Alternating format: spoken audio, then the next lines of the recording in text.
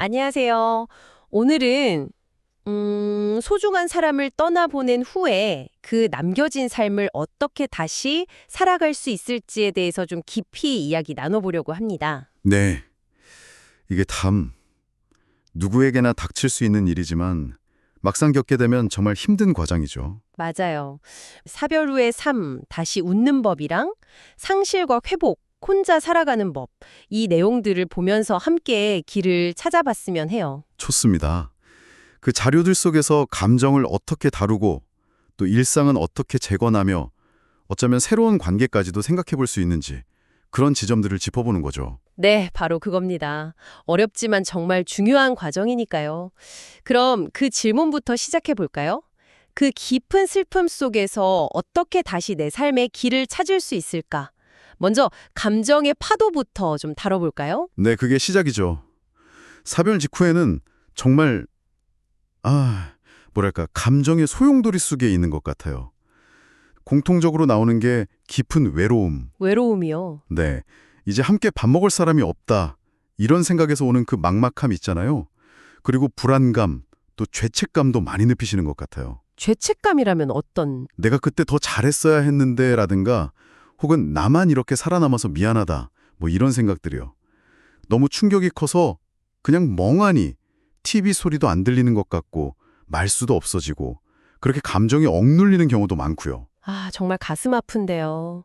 심지어 어떤 분은 이 사람 없이도 내가 밥을 먹네? 이런 생각이 들 때 그게 또 다른 외로움을 키운다고도 하고요. 맞아요. 그럴 때 스스로에게 놀라기도 하고 더 깊은 슬픔에 빠지기도 하죠.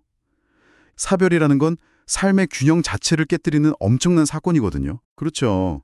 그래서 전문가들은 이런 감정들을 억지로 누르지 말라고 조언하는 거군요.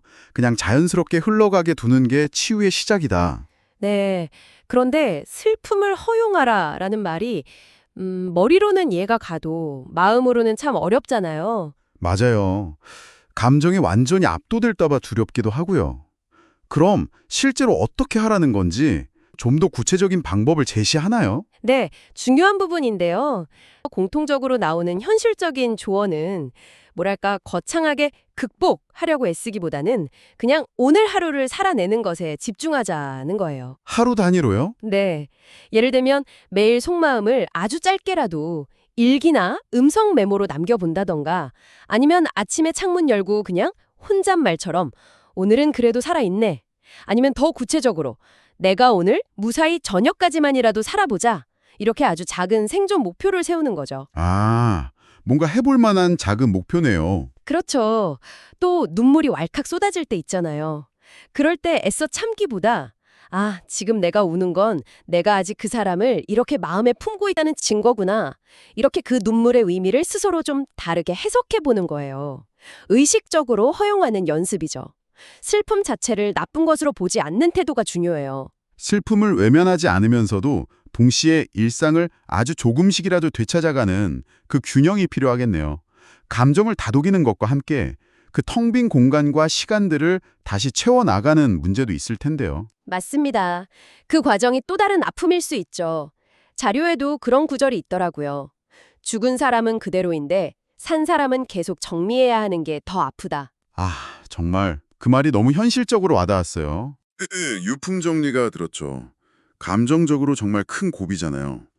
그래서 자료에서는 섣불리 버리지 말라고 해요. 단계적으로 접근하라는 거죠. 단계적으로요? 어떤 식으로요? 네. 처음에는 뭐 옷에 남은 채취 같은 걸 맡으면서 그리워해도 괜찮다는 거예요. 버리지 못해도 괜찮아요. 그러다 조금 마음이 추스러지면 사진이나 메모 같은 걸로 기억을 잘 보존해 두고 그 다음에 이제 물리적인 공간을 좀 확보하는 거죠. 아, 기억은 보존하고 공간은 만들고. 네.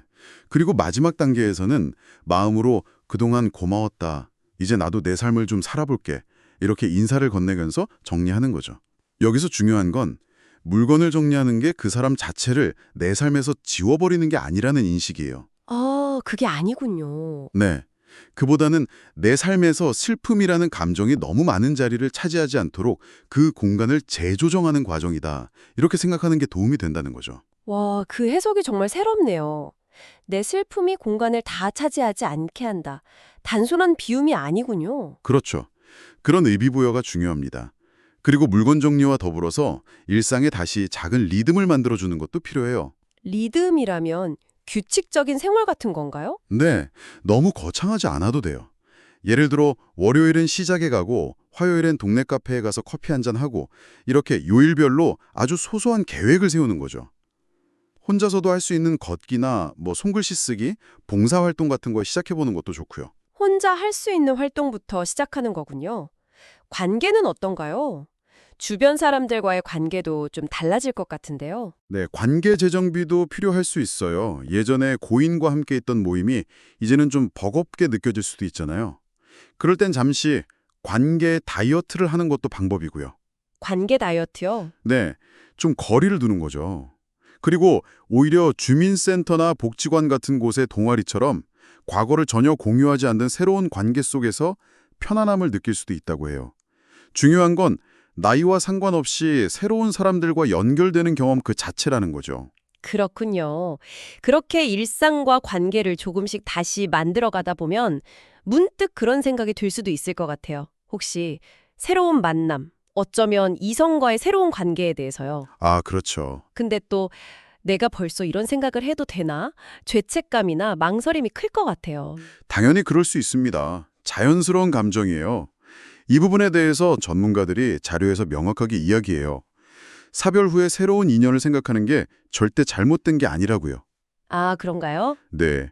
특히 인생 후반기에 동반자가 있다는 건 단순히 외로움을 해소하는 걸 넘어서 정신적으로나 신체적인 건강에도 아주 긍정적인 영향을 줄 수 있다는 거죠. 동반자라는 말이 꼭 재혼을 의미하는 건 아닐 수도 있겠네요. 맞습니다. 꼭 법적인 재혼 형태가 아니더라도 괜찮아요. 그냥 같이 식사하고 산책하고 가끔 안부 묻는 그런 친구 같은 관계만으로도 삶의 질은 훨씬 나아질 수 있다는 현실적인 조언도 인상 깊었어요. 그런 마음이 들었을 때 가족들, 특히 자녀들에게는 어떻게 이야기하는 게 좋을까요? 좀 조심스러울 것 같은데요. 그렇죠. 숨기기보다는 나는 내 남은 삶을 좀 더 따뜻하게 외롭지 않게 보내고 싶다. 나는 솔직한 마음을 정중하게 전달하는 게 중요하다고 자료들은 말합니다. 솔직하게요. 네. 결국 자녀들도 부모님의 행복을 바랄 테니까요. 물론 시간이 좀 걸릴 수도 있겠죠. 천천히 꾸준히 대화하는 지혜가 필요할 것 같아요. 그렇군요. 오늘 쭉 이야기를 나눠보니 핵심은 결국 이거 같네요. 그 휘몰아치는 감정들은 억지로 막지 말고 흘러가도록 길을 내어주고 네. 그리고 일상과 내 주변 공간은 내 속도에 맞춰서 차분하게 다시 정리하고 그리고 새로운 관계의 가능성에는 조심스럽지만 그래도 마음을 조금 열어두는 것 이게 상실의 아픔 속에서도 다시 살아갈 힘을 찾는 여정이 아닐까 싶습니다. 정확합니다. 그리고 꼭 기억하셨으면 하는 건 사별이 당신의 삶의 끝이 아니라는 사실이에요. 맞아요. 아름다웠던 시간은 소중한 기억으로 남기고 앞으로 남은 시간은 당신이 주체적으로 만들어가야 할 당신의 삶이니까요. 나는 혼자가 아니야. 내 삶은 여전히 세상과 연결되어 있어. 이런 감각을 잃지 않으셨으면 좋겠습니다. 그리고요. 다시 웃어도 괜찮습니다. 정말 괜찮아요. 그 웃음은 당신이 그 힘든 상실의 고통 속에서도 여전히 삶을 살아내고 있다는 아주 강력한 증거예요. 우리는 누군가를 잊기 위해 사는 게 아니잖아요. 그쵸. 깊은 그리움을 가슴에 안고도 계속 살아가는 법을 배우는 존재인 거죠, 우리는. 네. 오늘 저희 이야기가 듣고 계신 당신의 마음에 작은 위로와 용기를 드릴 수 있었으면 좋겠습니다. 마지막으로 스스로에게 한번 던져볼 질문을 남겨드릴게요. 네, 오늘 과거를 완전히 지우기 위해서가 아니라 당신의 삶을 그 슬픔 주변으로 부드럽게 다시 만들어가기 위해서 당신이 할 수 있는 아주 작은 한 걸음은 무엇일까요? 예를 들면 의식적으로 내 감정을 잠시 인정해주는 순간을 갖는 것일 수도 있고요. 아니면 정말 사소한 새로운 습관 하나를 시작해보는 건 어떨까요? 오늘부터 당장요.